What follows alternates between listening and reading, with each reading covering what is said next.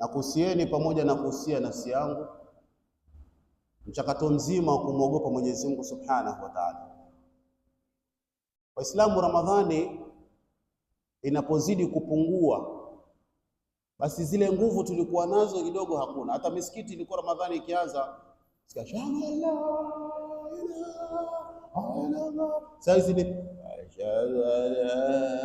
yani watu kuisha kabisa. Yani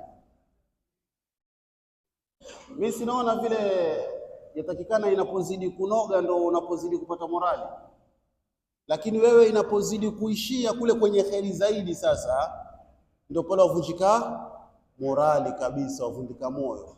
Hatusiwe hivyo, tumeanza na moyo alafu kumalizia tunashindwa katikati. Kwa hivyo ahbabi, leo tumaliza aya yetu ya mwisho ya Suratun Nas, na kesho insha Allah kama tulivyotangulia jana katika salatu tarawih, Mungu akituwafikia, saizi Ramadhani maustadhi wengi huwa wameshikika, hawana visomo. Yaani kumuita ustadhi kwamba njoo tufanye kisomo, wako busy, adhuhuri madarasa, asiri madarasa, baada al-maghrib uongo, kwa ustadhi atakuja kufanya kisomo baada al-maghrib. Hata sura za baada al-maghrib kwenye salatul maghrib usione ni inaatoinaka kul wallah. Akimaliza isha ya mgoja kuna tarawih ya msubiri, akifanya hivi kuna tahajjudi ya msubiri. Kwa hivyo maustadhi ameshikika. Sasa tukatoa ofa, Mungu akituwafikia, kesho tuna khitami ya leo, tumaliza sura yetu, kesho tutafanya dua baada ya salatu dhuhuri. Tutasoma suratu Yasini kwa namna yake, ili yale matatizo yetu, shida zetu, tutawakal na tutawassal na mwezi mtukufu wa Ramadhani. Mwenyezi Mungu insha Allah tutakapoanza miezi mingine iwe tumefungukiwa mambo yetu insha Allah.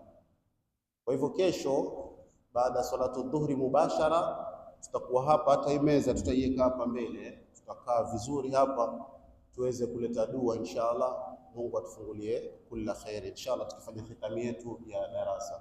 Kila ustadhi ana namna yake ya akimaliza darasa lake wafunga vipi. Hii ni kwa namna yangu mimi, nitafanya khitami na tutatoa sadaka kwa ajili ya dua inshallah. Tayari inshallah. Inshallah. Mwenyezi Mungu Taala hii Suratun Nas ameitanguliza kuonesha yeye ndo mlezi Rabban, kisha Mwenyezi Mungu akaonesha yeye ndo ni mfalme, kisha Mwenyezi Mungu huyu akaonesha yeye ndiye Mungu, ana uungu.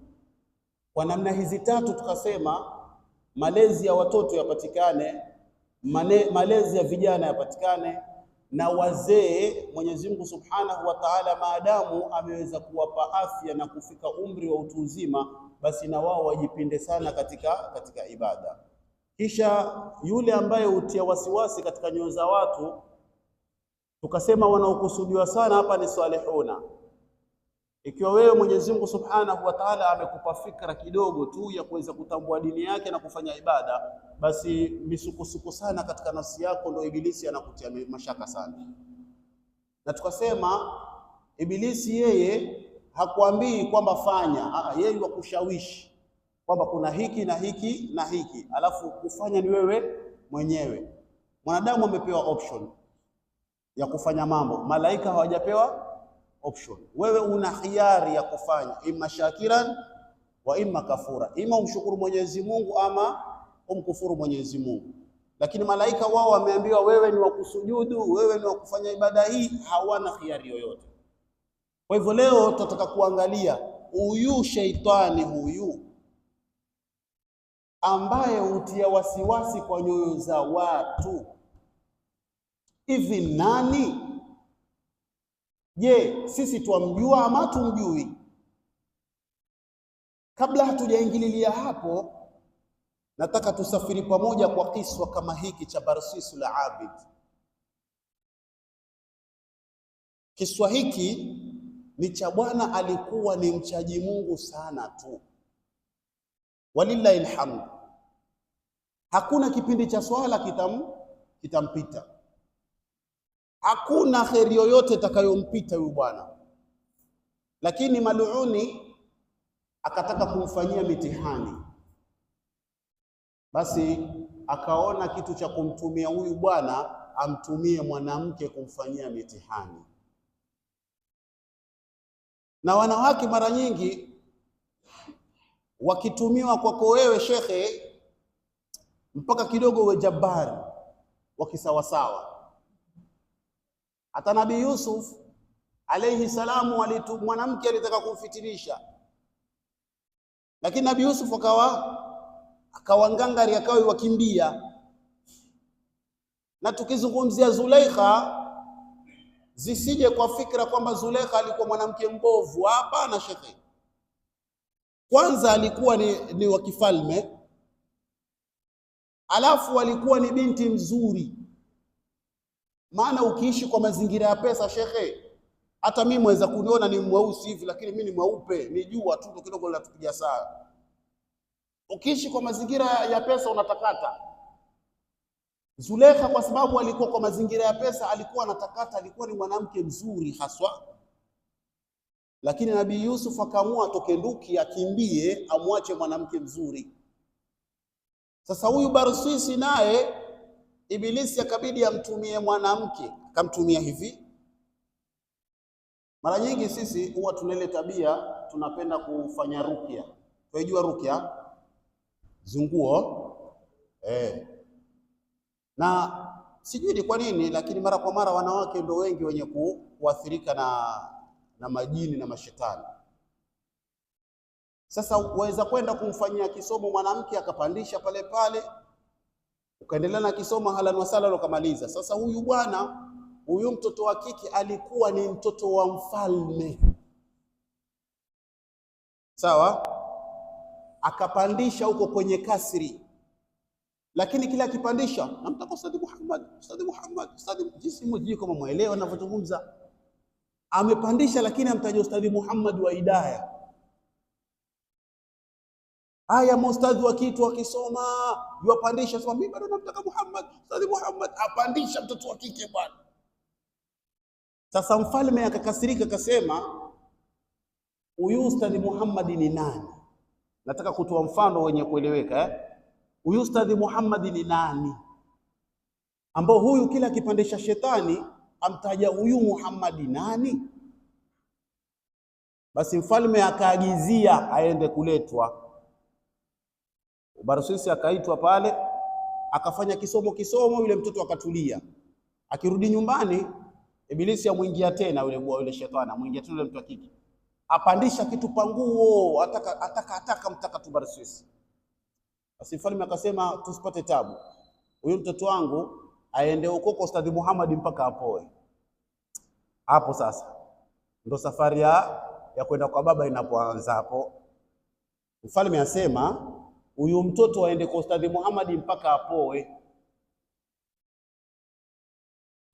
aende kwa huyo mja mpaka apoe. Na tuzungumza ni mtoto wa kifalme, hajaolewa. Na watoto wa kifalme mtano nasema na watoto wa geto kale, ukalishwa ndani ya nyumba. Basi akabebwa. Barsisi ana swali, akimaliza akiangalia hivi, wamekuja wakazi wa mfalme, waambia bana, huyu mtoto amesemekana mpaka apoe ndo mregeshe. Wakana nani? Wewe ndo utakaa naye. Basi kwa sababu alijiamini kwa ibada, akasema safi. Siku hiyo ametoka kuangalia riziki, akirudi mtoto wa kike amepandisha kwenye chumba, amepandisha kupita maelezo, vurugu. Barsisi akifika, mtoto wa kike kama vile alivyozaliwa uriana, kavua nguo zote kama kiuchi. Tuzungumzia mtoto wa kifalme, atuzungumzia manyakunyaku huko mtaani, tusieleweke vibaya shekhi. Wajua mimi napenda tuzungumze kitu tuelewane sote, sawa? Tukileta taswira, tulete taswira ya kueleweka, atuzungumzi manyakunyaku mtaani. Kwanza mtoto wa kike huyu wa kifalme, sawa? Alafu mtoto kama huyu kavua nguo zote, na huyu ni mja wa Mungu, huyu anafanya ibada, kapandisha mashetani. Yatakikana mashetani yale uyatulize. Anda na alifu zako, Yasin wal Qur'an al Hakim, ndio yuaja. Sasa sheitani amshawishi, akaja akavisha taswira ya yule mke kwa kichwa cha Barswisi. Barswisi badala aone mgonjwa akaona nani? Sawa, kama uelewi alikuhusu hili. Islamu atakutafsiriwa kila kitu. Basi yule bwana ushawishi ukamfika, kaanza kumuona mtoto mzuri badala amuone mgonjwa. Basi pale pale yule mtoto kila akifanya hivi, Barswisi akimshika, bahati mbaya akimshika zile sehemu ambazo ni za siri, yule mtoto anatulia. Ona hapo yaani Mwenyezi Mungu shekhi akikuaminishia, yani anakupiga kweli, anakupiga kweli hapo paka imani. Kuna wengine wako hapo lakini nasema kwangu kitu kidogo sana. Kuna Ramadhani itatubia. Kila akimshika sehemu ambayo ni very sensitive, yule mtoto wa kike hutulia bila kusoma. Kama vile al-Imamu Ibn Taymiyyah, yeye ilikuwa rukia yake unakula viboko. Yaani ukipandisha anachukua kiboko anakuchapa mpaka ibili huyo shetani anatulia mwenyewe. Sielewi, unakula viboko vikifika 100 tu umetulia, shetani wote akimbia. Hata anaja tisbioti ati usomea viboko tu atatoka. Kama ni washari atatoka. Sasa yule mtoto wa kike alipofanya vile, mwisho sasa Barswisi, kwa sababu mwanamume rijali, nazungumza mwanamume rijali wa kisawasawa, huona akatamani. Umbile la mwanamume rijali ambayo sensi zake zote ziko sawa, anapoona kinachompendeza utamani, lakini akajizuilia. Na ukijiona we ni maalim, imefika hali kama ile ya Barswisi na huku tamani, basi wewe machicha hauko sawa, mpaka utafute zetwa mugombera, sijui mugombera ndio utumie vizuri. Allahu Akbar, la haula wala quwwata. Barswisi akaingiwa na shahwa za kibinadamu. Ibilisi akatoka pale kwa yule mtoto wa kike, akaja kwa Barswisi akamwambia, cheki mtoto, futuru basi. Barswisi bwana akafuturu. Alipofuturu basi yule mtoto wa kike akapoa, shekhe, akapoa kabisa bila kusomewa Ayatul Kursi wala nini, akapoa kabisa. Sasa alipokuwa yuwapoa pale, akawa sasa yuwampangilia aende arudi kwao. Kidogo mtoto wa kike akawa atapika tapika, ikawa ni dalili ya nini hiyo? Ujauzito. Mtoto wa mfalme katiwa ujauzito na Barswisi. Wewe unatokaje? Wana mitihani ya Mwenyezi Mungu hii. Mtoto wa mfalme anapata mtihani kama huu, anakuja kwa Barswisi na Ibilisi anafanya mambo yake. Leo Barswisi kafuturu, mtoto kashika ujauzito. Sasa anafanyaje? Sheitani anaanza mshawishi sasa. Anamwambia Barswisi, bwana, kile utakachofanya huyu muue tu. Ukishamuua mzike.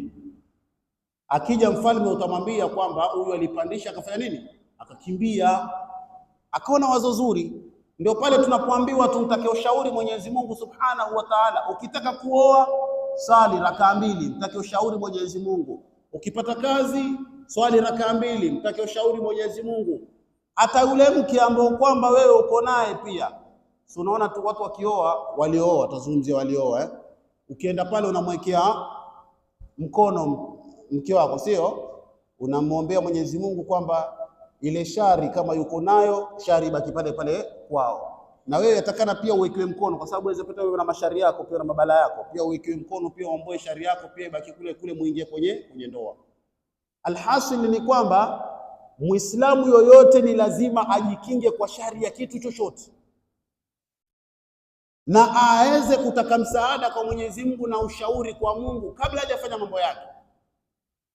Basi Barusisi akakubali kufuata ushauri wa Ibilisi, akamuoa ile mtoto wa kike, akaenda akamzika. Wakati anamzika usiku, pakabaki mtandio kwenye ile kaburi.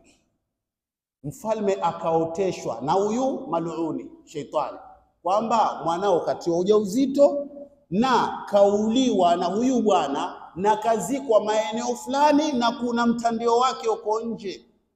Kiswa hiki ukikitaka pia al-Imam Muhammad Mutawali Ash'arawi kakielezea katika Qasas al-Qur'ani yake mwisho wa kitabu chake. Shekhe mfalme akaamka akawita wale washauri wake, akawaambia jamani, mimi nimeota 1 2 3, mwasemaje? Wale mabwana wakasema mpaka twende. Wakaenda moja kwa moja mpaka makaburini, wakafika wakapata mtandio, wakichumbua ni mtoto wa mfalme kauliwa. Barusisi akachukuliwa akawa lazima anyongwe. Kaua.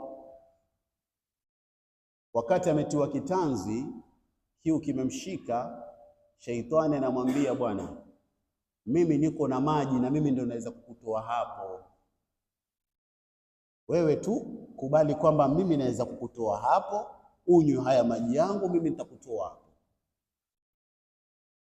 Barusisi bwana akakataa, mwisho wa siku akalainika. Wakati anasema basi haya nimekubali, nipe hao maji, anakunywa kwamba wewe ndio waweza nitoa, pale pale kumbe ndo kamba inakatwa, Barusisi ananyongwa. Anakufa, kakubali sheitani kwamba ndio mtawala wake. Someni pamoja kula udhu rabbin nas. Mwenyezi Mungu atuhifadhi nafsi zetu inshallah. A'udhu billahi minash shaitanir rajim. Bismillahir rahmanir rahim. Qul a'udhu bi rabbin nas, malikin nas, ilahin nas, min sharril waswasil khannas, alladhi yuwaswisu fi sudurin nas, minal jinnati wan nas. Ndio aya ya mwisho. Mwenyezi Mungu asema huyu ambaye kwamba yuwashawishi watu katika vifua vyao, alafu yeye haendi akarudi nyuma, wewe ndio ukafanya, ni minal jinnati wan nasi, anatokamana na majini na watu. Al-Imam Sheikhul Islami Zakaria Al-Ansari katika Fathur Rahmani yake kasema al-maqsudi hapa ni al-mufsiduna. Mufsiduna ndio waliokusudiwa hapa, mafasidi ya mafisadi wanaoharibu katika dunia hii. Kuna watu ambao kwamba wao kazi yao hujidai kwamba wanarekebisha kitu, lakini kumbe wanabananga kitu. Kuna watu katika Uislamu ni wanafiki, wanaweza kuwa na wewe kwa kila hali, kwa kila kitu, lakini kumbe anataka wewe uporomoke. Unapofanya biashara, umefungua biashara yako, watakuja wakope wote katika biashara yako, lakini akipata pesa aenda kununua kwa mtu mwingine. Ukiangukiwa na biashara, ukaa kwenye vikao, wewe ulijua ataendelea. Basi katika watu wote Abubakar tunamjua sisi mtu wa biashara, lakini mimi naizungumza hivyo ndo niliokopa mpaka biashara ikafanya nini? Ikapomoka. Lakini wanapoulizwa wanasema wao ni muslihin, wao wanarekebishaga mambo. Ala, Mungu asema wao ni mufsiduna, lakini hawafanya nini? Hawajui maskini. Na hawa ndio wenye kuleta fitna katika umma. Kitambo, zama za mashekhe hawa wako hapa, kina Sheikh Haruna, kina Sheikh Salimu, ilikuwa hakuna conflict, zilikuweko za kidini, lakini zilikuwa na tabia, zilikuwa na mpangilio. Ilikuwa husikii watu wakitupa maneno ovyo ovyo. Kwa mfano, aliyekuwa kadhi wa Kenya Sheikh Abdallah Saleh Al-Farsi, kulingana na wale waliomuona, walisema mara kwa mara alikuwa akiwa na darasa lake pale Shibu. Wakati huo huo kulikuwa na wanachuoni ambao walikuwepo zama zake yeye. Wapo wanachuoni wengi tu, miongoni mwao ni katika mashekhe wa Mazurui wa Kimazurui, na wote walikuwa na ikhtilafu, walikuwa wamekhtalifiana katika masaili fulani ya sharia. La ajabu ni kwamba huyu wakiwa na darasa lake, wale huja wakakaa pale, maswali yakaulizwa, huyu wakijitahidi ni yale maswali, wale hawamtukani, humpa udhuru, kwa sababu alijtihadu la yunkadhu bilijtihadi. Shekhe kujitahidi haibatulishi ijtihadi, maadamu haya masala yanahusiana na kujitahidi, basi usibatulishe ijtihadi ya mwenzako. Mwajua hizi ikhtilafu za watu kutukana zilianzia 98 ndio Waislamu wakawa kuna baadhi ya watu wakaja wakaziweka wazi kwamba kuna ikhtilafu hizi na hizi na hizi na hizi, wakawa sasa wale wasiojua sharia, wasiojua dini, ndio wakawa wamebeba wao hizo ikhtilafu kuliko mashekhe wenyewe. Na ukitaka kuchunguza chunguza tu. Mfano, wewe waweza kutoka pengine ukimaliza swala unaleta uradi, ijtihadi yako imekupa hivyo, tayib.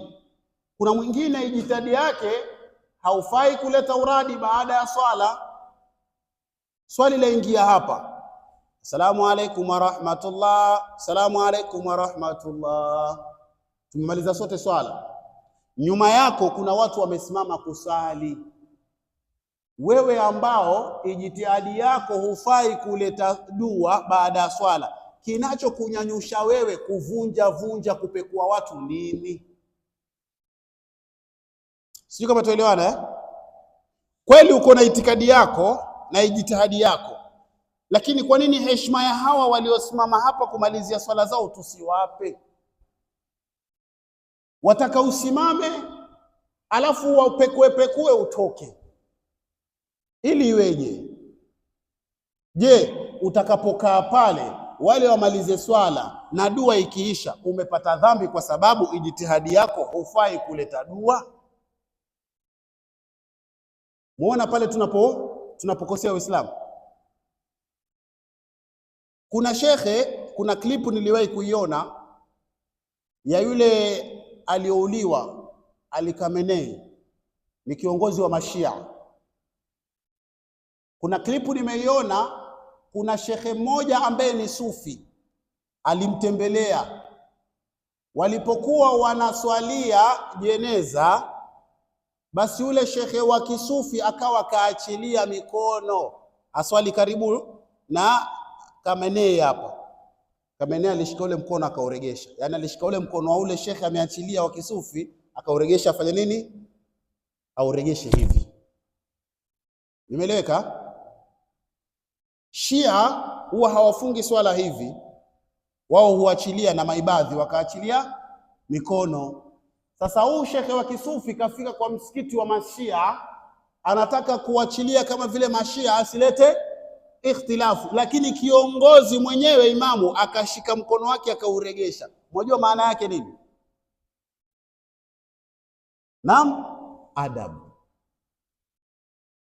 kwamba usivunje ile ijtihadi yako kwa sababu yangu mimi, kunihofia mimi nitakasirika. Maadamu ni hivi, regesha uswali, upatikane adabu. Lakini kama adabu itakosekana, ndio pale Ibilisi maluni anatia wasiwasi katika vifua vyetu, anakuonesha wewe una ijtihadi nyingi sana, ni msomi sana, wengine wote hawafai. Unachokiona wewe ndio hiki ni sawa, basi cha wengine wote hakifai. Hapa ndio tunapokosea. Kwa hivyo sisi Waislamu, ili tusipate fitna za kiilmu, yatakikana misikiti yetu tupeaneni udhuru.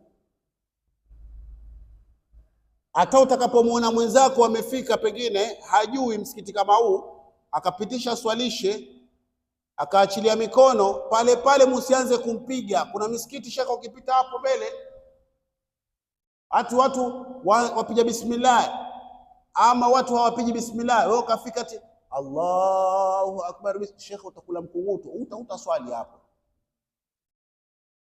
Msikiti wetu kuna siku kitambo tu, kuna bwana mmoja ni ustadhi alikuja msikitini hapa, ilikuwa sijui ni dhuhuri, sijui ni magharibi, sijui ni asri. Sasa alipokuja imamu ilikuwa hayuko siku hiyo. Sasa katangulizwa yeye aswalishi. Wajua kafanya nini? Kachukua hii carpet kaileta hapa. Alafu akaambia watu anzeni kupanga huko nyuma. Sawu sufufakum wa taqarabu yarhamni wa yarhamkum. Hadi shekhe huyo kamili huyo. Imamu wa msikiti huu wa hapa ndani lakini kapitisha yeye hiyo siku moja. Tena hata si mkazi wapo. Kachukua hii carpet kaiweka hapa, watu waanze safu nyuma. Wanachokionyesha ni kwamba siku zote nyinyi mmeswali kwa msikiti huu, swala zenu zote hazikuswi. Yeye kaja sasa ndio swala itaanza kuswi wakati huo. Hii ni elimu yako imetiwa fitna na Ibilisi. Tukizungumzia masala ya haya, watu ukita kibla wengine, hizi ni ijtihadi za kifikihi. Hii ni sitra. Sitra ya imamu ni sitra ya maamuma. Kama vile kile kijibao mnachokiona pale ni sitra, nayo huku mbele nako ni sitra. Ili wewe ukiweka kile kisitra hapa mbele, kwamba mtu akipita mbele ya kisitra kile kwamba swala yako ipo, na hapa mbele imamu akisimama hauwezi ukapita. Uenda wapi huku? Kuwekwa huku ni ijtihadi ya kifikii kwamba ni sitra ya imamu. La ajabu limefikia hapa, kile kijibao kile mtu anaswali ukutani hapa, anachukua hicho kijibao anakiweka hapa, natapita huko. Jamani,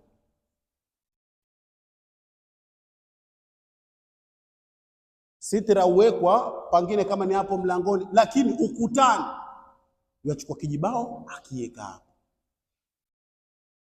Wengine wataka kuonesha kwamba yuwajua kasoma sitra muhimu, hapo hapo kwenye mlango wa msikiti, hapo hapo mlangoni wachukua kijibao, yani kumaanisha nini? Mtangojea hapo kama niweze kuswali hapo hapo kwenye mlango, asimama hapo aswali.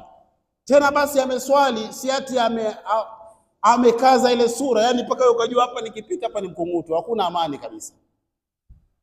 Kwa nini tuamsubiri shaitani aweze kutia wasiwasi katika elimu zetu na fahamu zetu? Ndio maana nikasema shekhe yule wakati wa utoto wao ikhtilafu zilikuwepo, ama shekhe urongo? Ikhtilafu zilikuwepo, sio? Watu walikuwa wakishikana matai, watu walikuwa wakishikana matai, na watu walikuwa wakitofautiana. Kwa nini ije sisi kizazi chetu kiwe tutaka kutukana mpaka mashekhe? Tena mtu husema kabisa afadhali mtu amzini mamake kuliko mtu afanye maulidi. Inna lillahi. Mtu akwambia anayeleta dua baada ya swala ana dhambi nyingi kuliko mtu mwenye kuzini.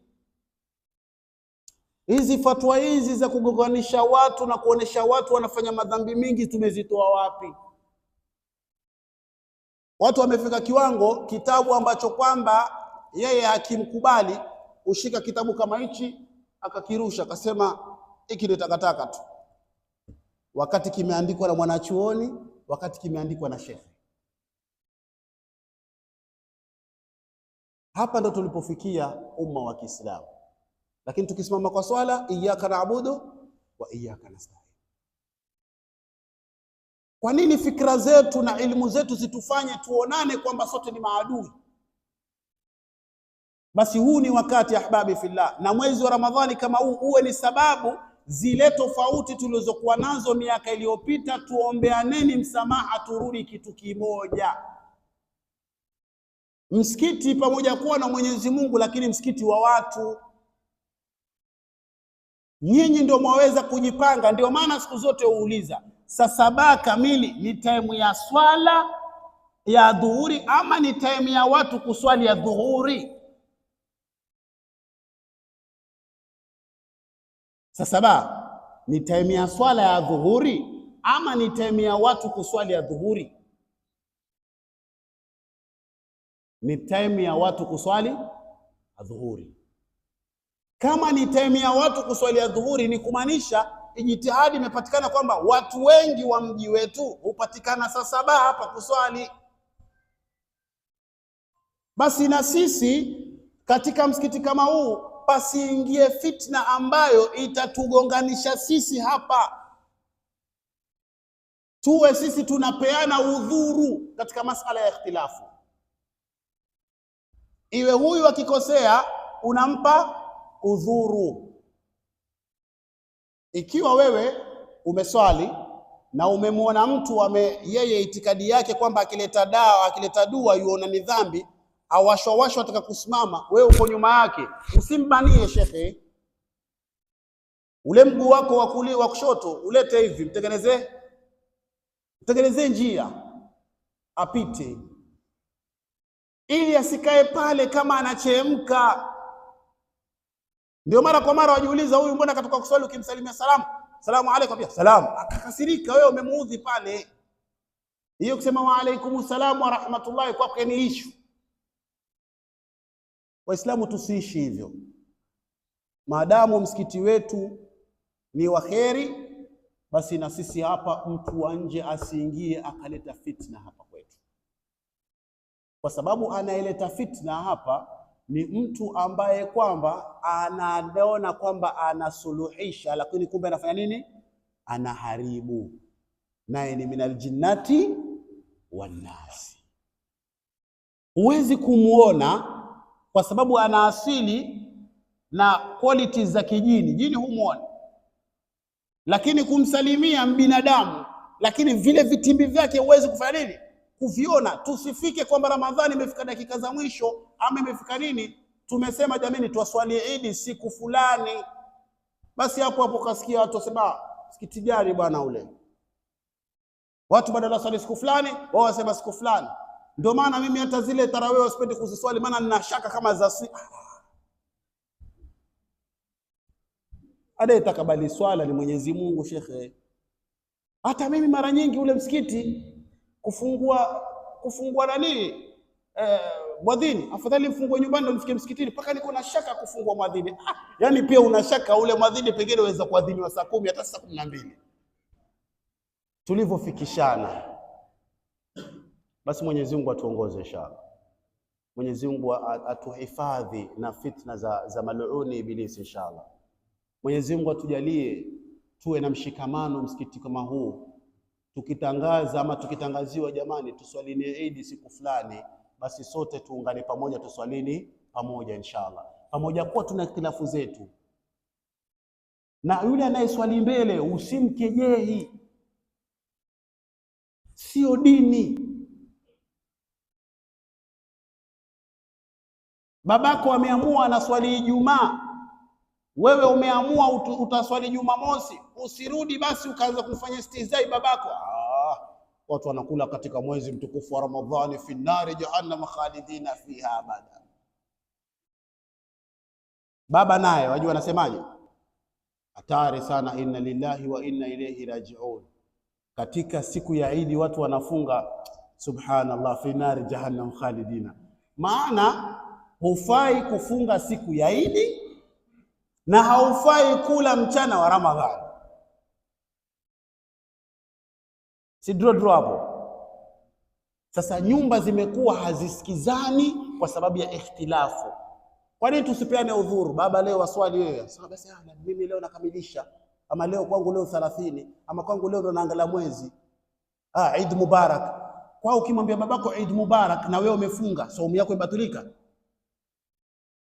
Baba akija na vyakula pale akila ambia mashallah baba kazi yako mashallah, Eid ilikuwaje, uende vipi? Na yeye kesho naye pia ukienda kuswali akutakia bishara za Eid, ahlan wa sahlan. Kwa nini tuishi na uadui na tuko familia moja? Hii elimu imetoka wapi? Na ikhtilafu ni rahma kwa wanachuoni. Kwa hivyo tushajua sisi tumetokea wapi na tuelekea wapi. Na ndio maana nakuhusieni pamoja na kuhusia nafsi yangu, inapofika siku za kufika tukiwa maratibu hapa, kuna watu wataswali mbele tuwaunge, wala atakaoswali nyuma tuwaunge. Ile siku tutatangaza msikitini tuungane pamoja, tufanye nini? tuweze kuswali. Waweza kuswali leo, waweza kuswali kesho, haina tofauti yoyote, ili undugu wetu wa Masjidi Hidayah uweze kufanya nini? Kudumu. Mwenyezi Mungu atuwafikie inshallah. Kwa hivyo ahbabi, leo tumehitimisha darasa letu. Mimi nianze kuwashukuru nyote na kuwaomba msamaha wazee wangu watukufu. Kama kuna mahali ambapo nimetumia lugha ambayo si ya maadili kulingana na umri wangu, basi wazee wangu na kuombeni msamaha inshallah. Mmenisamehe inshallah. Na vijana wenzangu inshallah, kama kuna mahali nimezungumza kitu, nimetaja area yako very sensitive, wajaweza kuzungumza kuhusu jaba, kumbe mtu ndio ibada yake. Sasa kile ukizungumza jaba alifai nikakutatiza na hivi, wewe unakaa pale unaniombea uradi vibaya sana, basi tuombeane msamaha inshallah.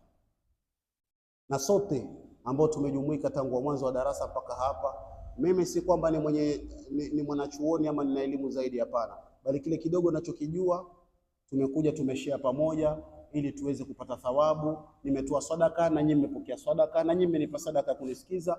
Mwenyezi Mungu inshallah atukutanishe kama alivyotukutanisha hapa, atukutanishe yaumul qiyama pamoja na Mtume Muhammad sallallahu alaihi wasallam.